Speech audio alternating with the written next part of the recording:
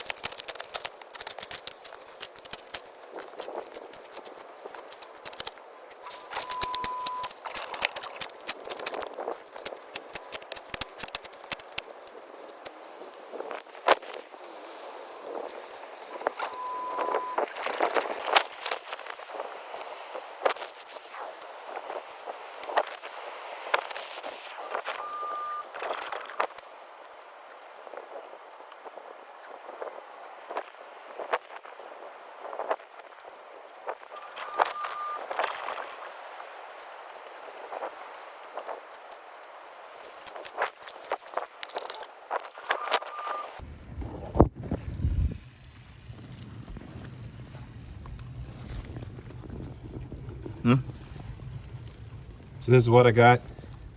Basically put the pipe in, go, and it basically exits down there. I want to get the pipe, make sure it's tight up here on this end, and then get it buttoned up and then go fix the inside. There's a small leak inside.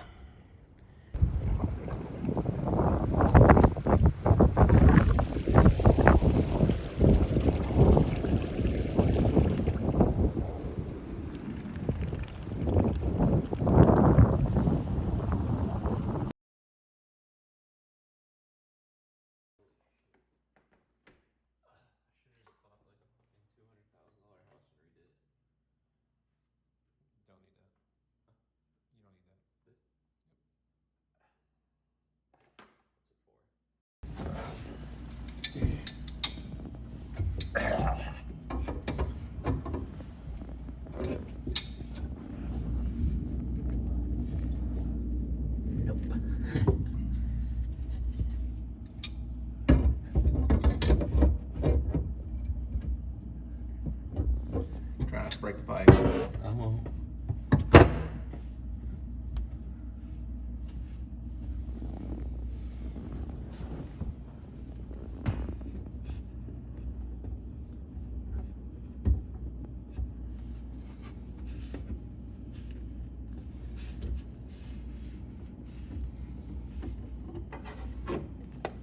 Oh.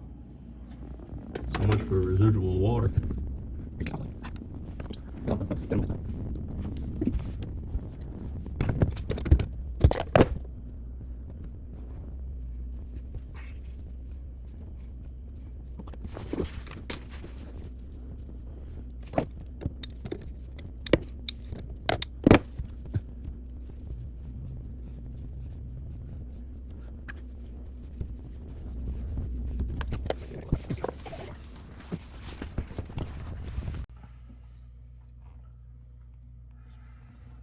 Alright, so basically there's a nut up there that you have to reach up and twist off counterclockwise.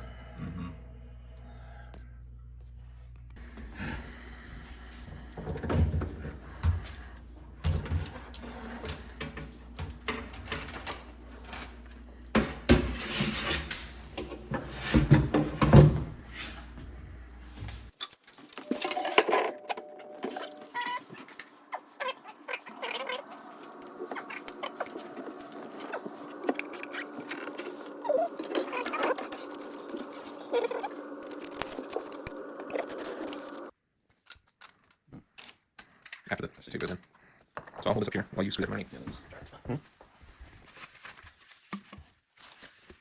the orientation matter? You just kind of square.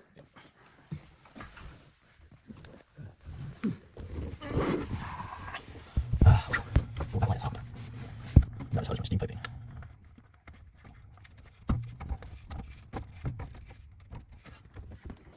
I got it there.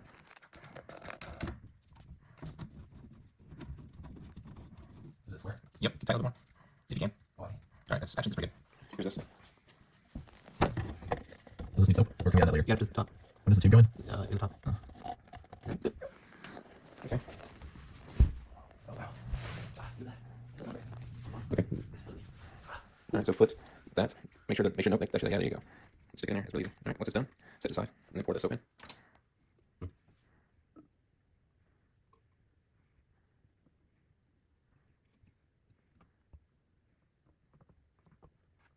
Okay. Now just stick your arm down there. You pump it.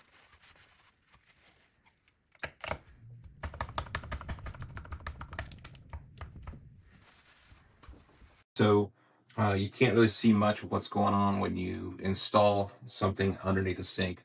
Obviously, not much room to see.